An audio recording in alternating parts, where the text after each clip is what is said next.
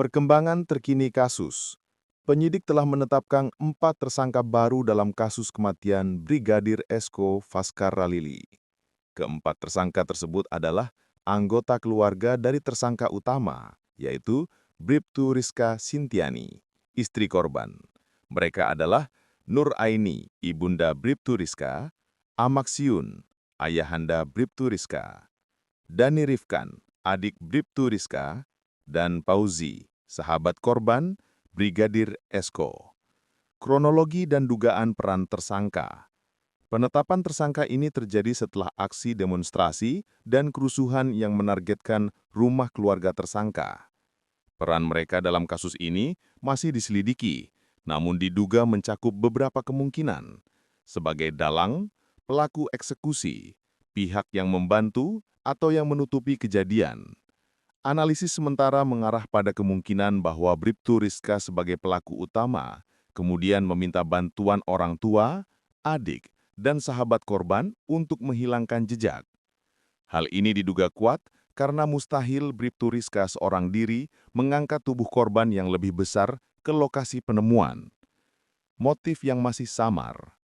Dua motif utama yang beredar adalah masalah utang piutang dan dendam pribadi atau sakit hati.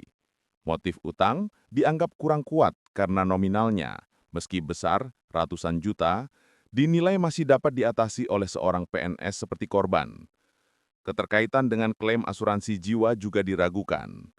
Motif dendam masih terlalu umum dan belum ada kejelasan penyebabnya, apakah terkait perselingkuhan atau hal lain.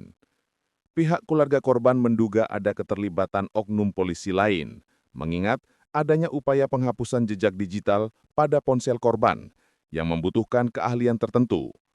Peringatan terhadap informasi yang belum terverifikasi. Video ini mengingatkan untuk tidak serta-merta mempercayai pengakuan anak-anak yang merupakan anak dari korban dan tersangka yang menyebutkan nama-nama tertentu saat emosi. Meski bisa menjadi petunjuk, pernyataan anak-anak dianggap belum tentu akurat dan rentan memicu bias. Ada kekhawatiran terjadinya framing atau pembentukan opini yang salah dalam kasus ini, mengingat penetapan tersangka baru dilakukan setelah tekanan masyarakat. Kasus ini masih penuh teka-teki. Motif sebenarnya di balik kematian Brigadir Esko, yang juga merupakan tulang punggung keluarga, masih belum jelas dan sulit diterima akal sehat, jika hanya berdasarkan motif utang atau dendam biasa. Perkembangan kasus ini masih perlu ditunggu untuk mengetahui kebenaran yang